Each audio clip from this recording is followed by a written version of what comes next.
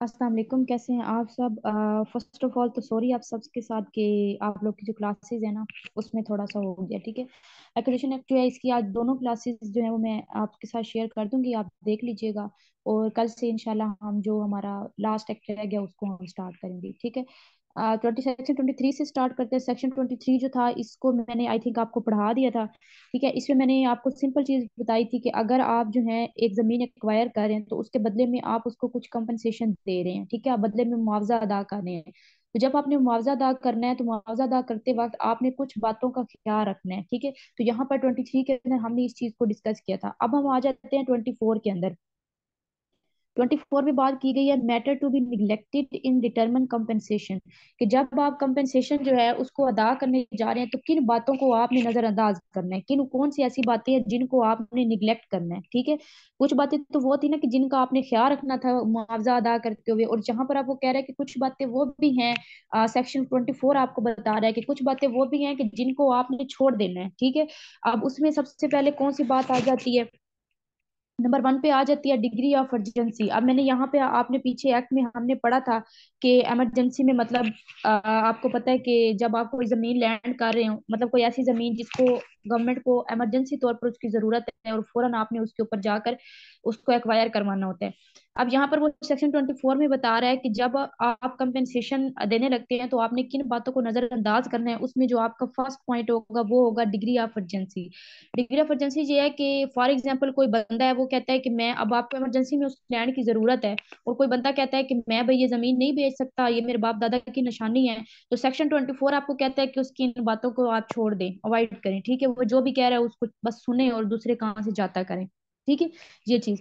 उसके बाद दूसरे नंबर पे आ जाए तो दूसरे नंबर में बात की गई कि अगर कोई बंदा जो है ना वो अपना इंटरेस्ट नहीं दिखा रहा, मतलब कि वो बंदा, गवर्नमेंट जो है ना वो जमीन एक्वायर कर रही है, लेकिन वो बंदा जो है ना गवर्नमेंट की बात सुन रहा है, ना वो गवर्नमेंट के पास आता है, ना उसको किसी किस्म का कोई रिप्लाई देता है, मतलब कि अदम दिलचस्पी का मुजाहिरा कर रहा है। ठीक है, तो उसमें भी क्या होगा कि आपको ये इख्तियार है एक्ट जो है ना आपका एक्विजिशन एक्ट, ठीक है, इसके मुताबिक सेक्शन 24 के अकॉर्डिंग आपको इस बात की इजाजत है कि अगर कोई बंदा जो है वो लापरवाही दिखा रहा है, या वो कलेक्टर की बात नहीं सुन रहा, या वो कोई अदम दिलचस्पी का मुजाहिरा कर रहा है, तो आप उसको इग्नोर कर दें। ठीक है, उसके बाद नंबर 3 पे आ जाते हैं डैमेज क्रॉप। डैमेज क्रॉप मतलब ये कि जब आप कंपेंसेशन दे रहे थे उस वक्त आपका जो बंदा था ना, फॉर एग्जांपल ये ए है, ठीक है, उसकी जमीन के ऊपर कोई भी नुकसान हुआ है तो आपने उसका कंपेंसेशन उसको साथ अदा कर दिया है। अब आफ्टर नोटिफिकेशन जमीन एक्वायर हो चुकी है, उसके बाद अगर वहां पर खड़ी क्रॉप पर जो जमीन के ऊपर कोई भी नुकसान होता है तो वो जो वहां पर नुकसान हो रहा है, कुछ भी हो रहा है ना, तो वो जमीन तो अब गवर्नमेंट की है क्योंकि उसका नोटिफिकेशन जारी हो चुके हैं। तो वो फिर जो उसका मालिक होगा, जो ये ए होगा, वो आपको आके क्लेम नहीं कर सकता। वो आपको अगर आके कहता है भाई मेरा दोबारा नुकसान हो गया, ये हो गया, तो आप उसको इग्नोर करें, क्योंकि वो फजूल में जो है ना टाइम वेस्ट कर रहा है अपना भी और कलेक्टर का भी। तो आप उसकी इस बात को भी क्या करें, छोड़ दें। उसके बाद आ जाता है कि increase of value of land. Increase of value of land का मतलब ये है कि फॉर एग्जांपल कोई बंदा है और उसको पता चल गया कि जो गवर्नमेंट है ना वो मेरी जमीन जो है उसको अब एक्वायर करने आ रही है, तो मैं ऐसा करता हूँ अपनी जमीन जो है ना इसका जो रेट है वो उसको बढ़ा देता हूँ। ठीक है, इसके मार्केट वैल्यू से प्राइस मैं कहूंगा मेरी जमीन इतने की है। तो आपने तो अब जो कलेक्टर होगा, ठीक है, कलेक्टर ने क्या किया, कलेक्टर ने तो चेक करके आ रहा है, वो तो मार्केट वैल्यू ये है। ठीक है, तो उसने क्या करना है, उसके अकॉर्डिंग ही कंपेंसेशन देना है। ये जो ए बंदा है ना, ये चाहे जो मर्जी उसको कहता रहे कि भाई नहीं, मैंने मेरी जमीन जो है ना वो 10 लाख की नहीं या 15 लाख की है, लेकिन आपने जब मार्केट प्राइस देखे तो उसके मुताबिक उसकी जमीन 10 लाख की बन रही है, तो आप उसको 10 लाख ही देंगे चाहे वो जो मर्जी कहता रहे। ठीक है, उस इस बात को भी आपने क्या करना है, उसकी इग्नोर करना है। उसके बाद आगे आ जाए, आगे आ जाता है कि increase of value of other land. अब ऑफ अदर लैंड का मतलब ये है कि फॉर एग्जांपल वहां पर जो एक जमीन है, एक जमीन ये तो है ना ये गवर्नमेंट एक्वायर कर रही है, अब इसके साथ ये जो बाकी जमीनें हैं ना, इनके मालिकान ने क्या किया है कि ये सारे लोग आपस में मिल गए हैं और इन्होंने क्या किया है कि गवर्नमेंट को वो चक्कर देने के लिए कहा है ना, अपनी सारी जमीनों का इन्होंने रेट क्या किया है, इंक्रीज कर दिया है। कि अगर इनका रेट इंक्रीज होगा तो जाहिर सी बात है कि इस बंदे की जमीन का रेट भी ज्यादा होगा क्योंकि वो मार्केट वैल्यू देख रहे हैं। देन भी आपको ये सेक्शन जो है ना ये आपको बताता है कि आप इस बात को भी इग्नोर करो। आपने जब मार्केट वैल्यू चेक कर रही है ना बाकी जमीनों की, तो आप उसी लिहाज से दोगे, या आसपास वाले भी अगर कीमत बढ़ा रहे हैं तो उससे कंपनसेशन में कोई फर्क नहीं पड़ेगा, जो मार्केट में चल रही होनी है ना रेट वही आपको मिलना है। ठीक है, यहाँ पर ये बात आ जाती है। उसके बाद नंबर 7 पे बात की गई है इम्प्रूवमेंट की। इम्प्रूवमेंट ये है कि अगर गवर्नमेंट की जमीन लेने के बाद भी बंदा उस पर कोई जमीन है ना उसको गवर्नमेंट ने ले लिया है, ठीक है, फॉर एग्जाम्पल आपकी ये एक जमीन है और इस जमीन को आप गवर्नमेंट जो है उसको एक्वायर कर लिया, लेकिन जो मालिक है ना वो फिर भी इस जमीन के ऊपर काम कर रहा है, ठीक है। वो ये सोच रहा है कि मैं कल को जाके ना गवर्नमेंट को कहूंगा कि उस जमीन की मैंने इतना काम किया तो अब मुझे इसके बदले भी आप पैसे दे दें। जब गवर्नमेंट ने जमीन एक्वायर कर रही है उसके बाद बेशक, फॉर एग्जाम्पल आप ले लें कि मारिया की जमीन है, ठीक है, मारिया की जमीन को गवर्नमेंट ने एक्वायर कर लिया, मारिया को कंपेंसेशन भी दे दिया, उसके ऊपर जो क्रॉप था सारा कुछ उसके पैसे उसको अदा कर दिए हैं। लेकिन उसके बाद भी मारिया क्या करती है कि उस जमीन के ऊपर जाके वो काम करती रहती है, ठीक है। फिर वो क्या करती है, जाती है कलेक्टर के पास, उसको कहती है कि भाई मैंने इस तरह से काम किया जमीन के ऊपर, अब उसमें इस तरह की इंप्रूवमेंट आई है, ये कुछ हुआ है, तो मुझे उसके बदले भी कंपनसेशन दिया जाए। तो कलेक्टर को ये सेक्शन कहता है कि उसकी इस बात को इग्नोर करो, वो काम कर रहा है या नहीं कर रही, उसको हमने मना, हमने तो उसको नहीं कहा करो, हमने तो जमीन एक्वायर कर ली है, और जो अब जो जमीन है वो गवर्नमेंट की है, और जो उसके ऊपर पहले पैसा बनता था उसकी क्रॉप्स का जो कुछ भी था हम वो सारा अदा कर चुके हैं। तो उसको अब किसी ने नहीं कहा कि तुम जाके वहां पे पंगे लो या कुछ करो, ठीक है। तो सिंपल सी चीज है कि अगर यहाँ पर भी आके वो कोई क्लेम कर देती है या कुछ कहती है तो उसके भी पैसे उसको नहीं मिलेंगे, कुछ नहीं होगा, बल्कि उसको इस बात को इग्नोर किया जाएगा, ठीक है। ये आपको सारा पीछे वाला जो सेक्शन था उसमें आपने ये पढ़ा 23 के अंदर कि आपने अगर कंपेंसेशन देना है तो उस कंपेंसेशन के अंदर आपने किस तरह से चीजों को डिटरमिन करना है, ठीक है। अगर आप कंपेंसेशन दे रहे हैं तो आपने कुछ बातों का ख्याल भी रखना है देते वक्त, ठीक है। फिर वहीं पर 24 में ये आता है कि जब आप कंपेंसेशन दे रहे हैं तो आपने कुछ चीजों को निग्लेक्ट भी करना है, कुछ चीजों को नजरअंदाज भी करना है। ये नहीं है कि एक बंदा बार बार आके आपसे पैसे मांगता रहे, कुछ एक्सक्यूजेस बनाता रहे, जानबूझ के अपनी जो जमीन है उसकी वो पैसे बढ़ा दे के भाई नहीं इतने बनते हैं तुम्हारे इतने लेने हैं, तो आपने उनकी सारी बातों को नजरअंदाज करना है, इन मसलों में नहीं पड़ना, उलझना नहीं है, ठीक है। क्या करना है उसको इग्नोर कर देना है।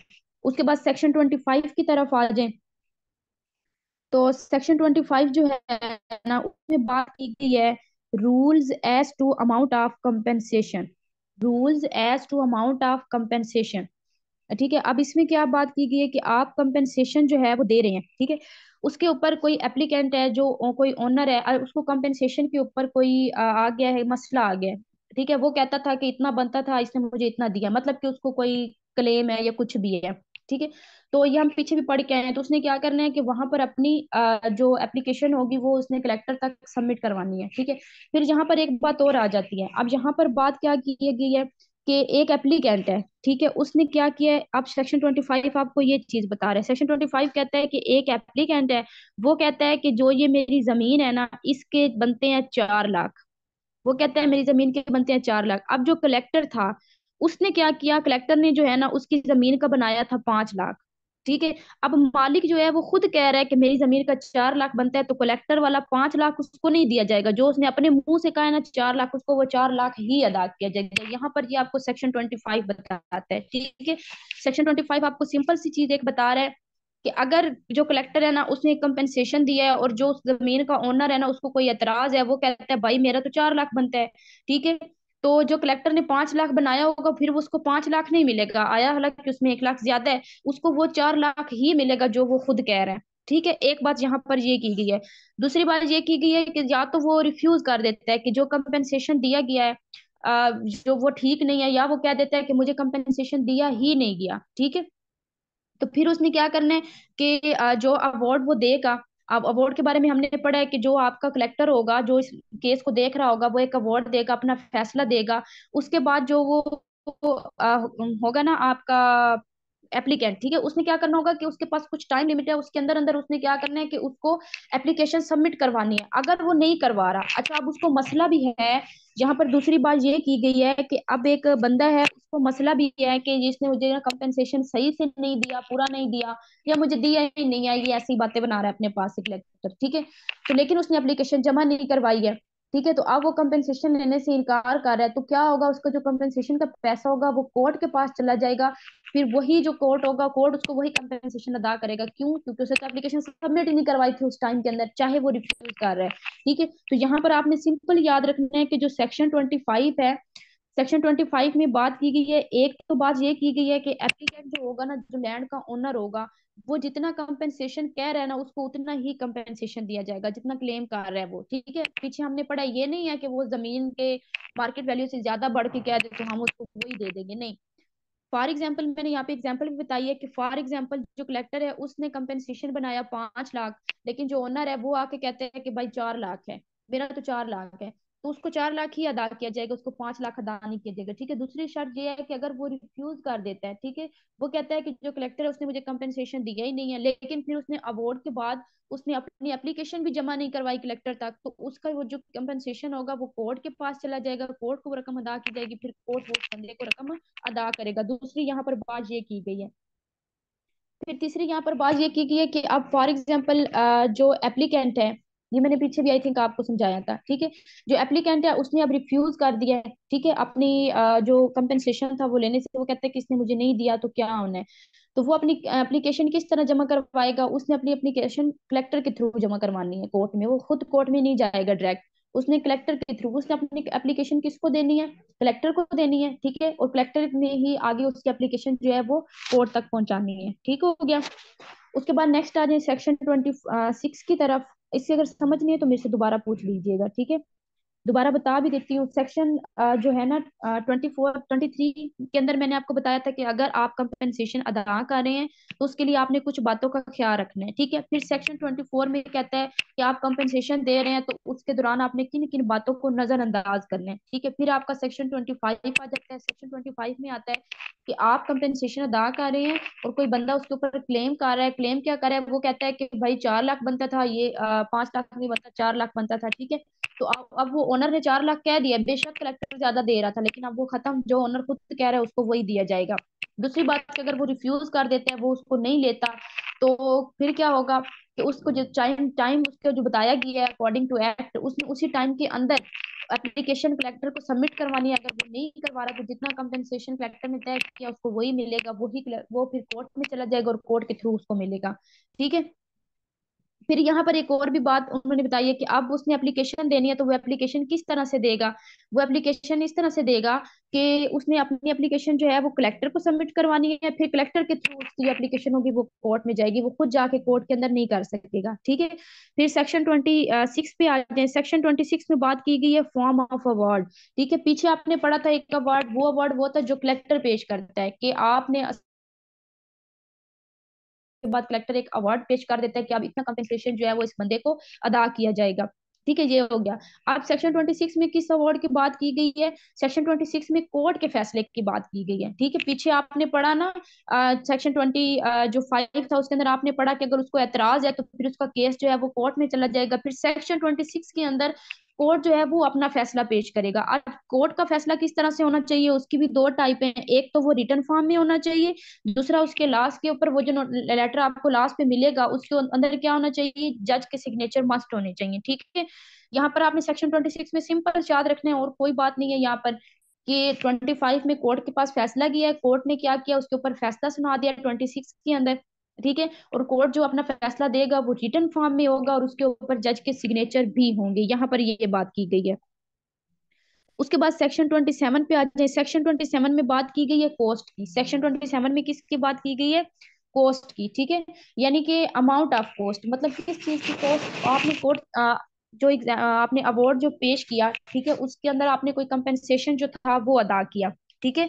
जो अवार्ड पीछे कलेक्टर ने दिया था उसके अंदर उसने कुछ कंपेंसेशन दिया, उस कंपेंसेशन में क्या था, अमाउंट था, मतलब कि अमाउंट ऑफ कॉस्ट। अब अमाउंट ऑफ कॉस्ट किस तरह से पे होगी, कलेक्टर के जरिए होगी, किस तरह से पे होगी, कलेक्टर के जरिए पे होगी, ठीक है।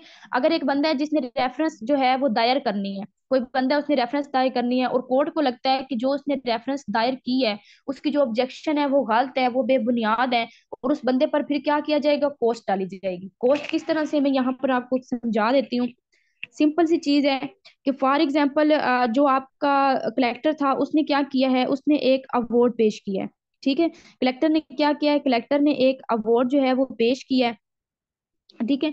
अब एक बंदा है उसको उसके ऊपर ऑब्जेक्शन थी, ठीक है, एक बंदा है उसको उसके ऊपर ऑब्जेक्शन थी, उसने क्या किया, उसने वो जो उसको ऑब्जेक्शन थी उसके ऊपर उसने वो कोर्ट से रिज्यू कर लिया, कोर्ट के अंदर उसने रेफरेंस जो थी वो दायर कर दी, ठीक है, उसके अगेंस्ट। अच्छा, अब कोर्ट जो था, आपने पीछे 26 में पढ़ा कि कोर्ट ने फैसला सुनाना है, उसी से रिलेट कर रहा है 27, ठीक है। अब कोर्ट को लगता है कि जिस बंदे ने ऑब्जेक्शन किया ना, इसकी ऑब्जेक्शन जो थी वो बेबुनियाद है, गलत है, किसी किस्म की कोई ना इंसाफी इसके साथ नहीं की गई, तो उस बंदे के ऊपर कॉस्ट डाली जाएगी, उस बंदे के ऊपर क्या डाली जाएगी, कॉस्ट।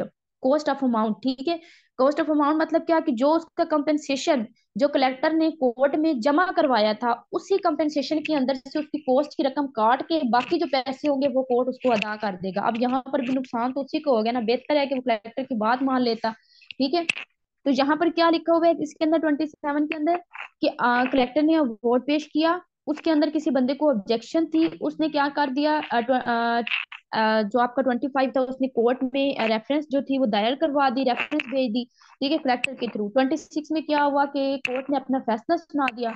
27 में ये हुआ कि जो कोर्ट था उसको लगा कि ये जो बंदा है, इसने जो ऑब्जेक्शन दायर की है ये गलत है, इसकी जो रेफरेंस है ये झूठी है, बेबुनियाद है, इस तरह का इसके साथ कुछ नहीं हुआ, तो उसके ऊपर कॉस्ट लगा दी जाएगी। और वो जो कॉस्ट होगी, कलेक्टर ने जो उसके कंपेंसेशन का पैसा कोर्ट के पास को दिया होगा, उसके अंदर से कोर्ट उसका कॉस्ट वाला पैसा काट लेगा और बाकी जो उसका कंपेंसेशन बचेगा वो उसको अदा कर देगा। अब यहाँ पर एक और चीज भी आ जाती है, कोर्ट को अगर लगता है कि जिस बंदे ने ऑब्जेक्शन किया वो बिल्कुल ठीक थी, बंदे का हक बनता था, और कलेक्टर की कुछ गलतियों की वजह से उस बंदे का हक मारा गया है, तो फिर कलेक्टर क्या करेगा, उस कंपेंसेशन के साथ उस बंदे को एक्स्ट्रा कॉस्ट भी अदा करेगा, ठीक है।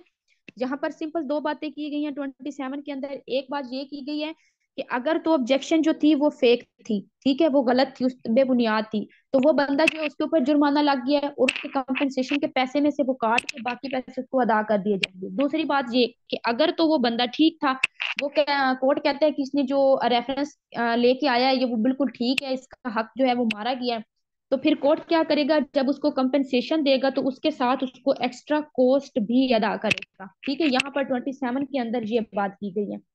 उसके बाद 28 के ऊपर आ जाए। 28 में बात की गई है कलेक्टर पे इंटरेस्ट ऑन एक्सेस कंपेंसेशन। 28 में बात की गई है कलेक्टर पे इंटरेस्ट ऑन एक्सेस कंपेंसेशन, कि एक एप्लीकेंट है, ठीक है, वो कोर्ट में गया है, ठीक है, उसको अवार्ड के ऊपर कोई ऑब्जेक्शन थी, उसने वहां पर जाके क्या किया है कि अपनी रेफरेंस दायर की है, जी आपने पीछे 27 तक पढ़ लिया कि उसमें उसको क्या हो गया, उसको जुर्माना भी हो गया, ठीक है। अब यहाँ पर क्या कहता है वो 28 के अंदर, कि एक बंदा है वो कोर्ट के अंदर गया है, उसको अवार्ड के ऊपर ऑब्जेक्शन थी, वो कहता है कि मुझे कंपनसेशन जो है ना, जितना लगाया गया मुझे उससे ज्यादा रकम दी जाए, ठीक है, मेरा जो है ना एनुअल मार्कअप भी बनता है, मुझे वो भी दिया जाए। तो जो कोर्ट होगा ना वो कलेक्टर को ये ऑर्डर देगा, ठीक है, कलेक्टर को ये ऑर्डर देगा कि इसके कंपेंसेशन के साथ इसका जितना भी इंटरेस्ट है वो सारा का सारा अदा कर दो, सालाना 6% बनता है या 8% बनता है, वो भी इसका साथ अदा कर दो। यहाँ पे 28 में सिंपल सी बात की गई है, दोबारा से रिपीट कर देती हूँ सिंपल वर्डिंग में। 28 में कहता है कि आप 8 में, यहाँ पे 27 में आप तक आपने पढ़ लिया कि फाइन की बात थी, फिर 28 में कहता है कि एक बंदा है, उसने कोर्ट में कहा है कि जब उसका केस चल रहा था या उसने कोर्ट में जो अवार्ड के बारे में उसने बात की, उसने कहा कि मुझे कंपेंसेशन से ज्यादा रकम दी जाए, भाई जो कंपेंसेशन आप दे रहे हैं मुझे उससे ज्यादा चाहिए, मेरा एनुअल मार्कअप भी बनता है, ठीक है, तो मुझे वो भी अदा किया जाए। तो कोर्ट जो होगा वो क्या करेगा, वो कलेक्टर को ये ऑर्डर देगा कि आप इसके कंपेंसेशन के साथ साथ इसका जो इंटरेस्ट है वो भी इसको अदा करें, चाहे वो 6% है या 8% है, ठीक है, वो 6% होगा या 8% होगा, तो आप क्या करें, इसको साथ कंपेंसेशन के साथ इसको वो भी अदा कर दें। ये कोर्ट जो है वो ऑर्डर देगा, देन अदा होगा, ठीक है। उसके बाद आगे आ जाए सेक्शन 29 के ऊपर। सेक्शन 29 में बात की गई है, अब जहां पर से आपका स्टार्ट होता है अप्रोचमेंट, ठीक है, अप्रोचमेंट यहाँ से आपका स्टार्ट हो रहा है कि आपने कोई मुआवजा है ना उसकी आपने तकसीम किस तरह से करनी है, उसको आपने डिवाइड किस तरह से करना है, ठीक है। अब यहाँ पर सेक्शन 29 आपको कहता है कि particulars of approachment to the specified, ठीक है। अब यहाँ पर भी हमने वही अवार्ड वाली बात को उठाना है, ठीक है, सेक्शन 11 के अंदर जो हमने बात की थी अवार्ड वाली, क्योंकि बात वही चल रही है ना। अब यहाँ पर वो कह रहा है कि जो आपका कंपनसेशन है ना उसको आपने तकसीम करना है, ठीक है, उसको आपने क्या करना है, अप्रोचमेंट करने हैं।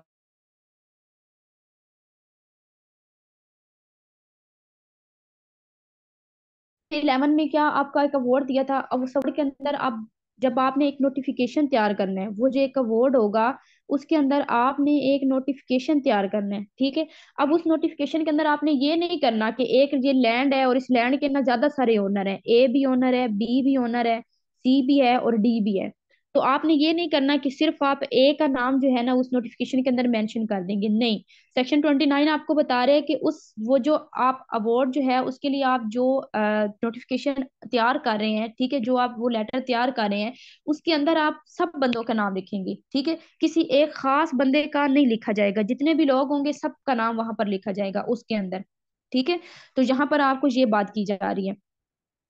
उसके बाद नेक्स्ट आ जाए सेक्शन 30 की तरफ। सेक्शन 30 में आ जाता है डिस्प्यूट एज टू अप्रोचमेंट, कि अगर अप्रोचमेंट के दरमियान कोई लड़ाई हो जाती है, कोई डिस्प्यूट क्रिएट हो जाता है, ठीक है। सेक्शन 11 में एक अवार्ड दिया, उस अवार्ड में क्या किया कि वहां पर वो कह रहा है कि एक जमीन है और उस जमीन के ऊपर ज्यादा सारे लोग जो है ना उनका हिस्सा है।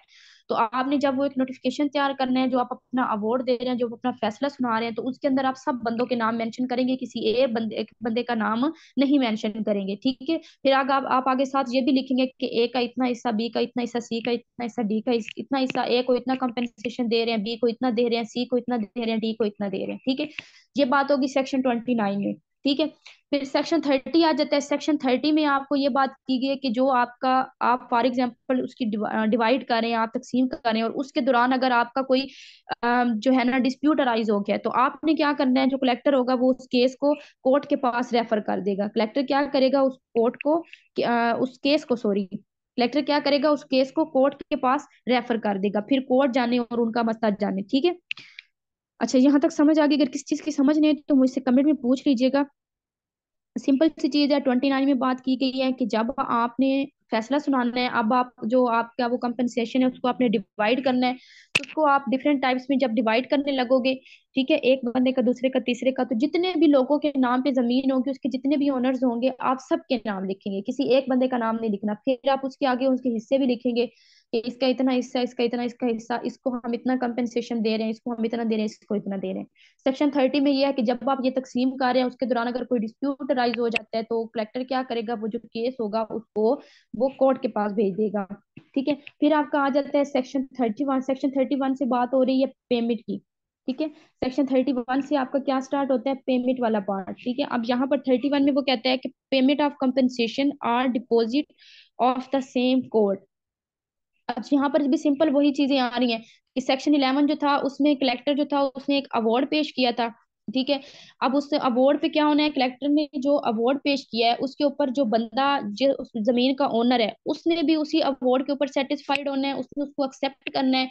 जो प्रोविजनल गवर्नमेंट होगी उसने भी उसको एक्सेप्ट करना है। सेक्शन 31 आपको क्या कह रहा है कि सेक्शन 11 के अंदर एक बंदा है, जो आपका कलेक्टर है ना, उसने क्या किया है, अवार्ड पेश कर दिया है। अवार्ड पेश करने के बाद अब जो आपकी प्रोविजनल गवर्नमेंट होगी या जो जमीन का ओनर होगा, ठीक है, या जो जमीन का क्या होगा, ओनर होगा, उन दोनों का सेटिस्फाइड होना जरूरी है। अगर वो दोनों सेटिस्फाइड हो गए हैं, उन्होंने उसको एक्सेप्ट कर लिया है, ठीक है, और वो जो फिर अवार्ड होगा वो उन दोनों को किस तरह से दिया जाएगा, रिटर्न फॉर्म में दिया जाएगा। वो उन दोनों को किस तरह से दिया जाएगा, रिटर्न फॉर्म में दिया जाएगा। फिर यहाँ पर बात आ जाती है सेक्शन 18। अब सेक्शन 18 के मुताबिक अगर किसी बंदे को ऑब्जेक्शन थी, सेक्शन 18 में हमने पढ़ा था ना कि अगर किसी बंदे को कोई ऑब्जेक्शन है तो उसने विद इन 6 वीक जो है वो कोर्ट के अंदर रेफरेंस जो है वो दायर करनी होती है, ठीक है। अब लिमिटेशन उसकी एक्सपायर हो चुकी है, उसको जो टाइम दिया गया था वो एक्सपायर हो गया है। तो यहाँ पर सिंपल है, ठीक है, प्रोविजनल गवर्नमेंट जो है उसने एक्सेप्ट कर लिया है, जो उसका लैंड ओनर था उसने भी एक्सेप्ट किया है।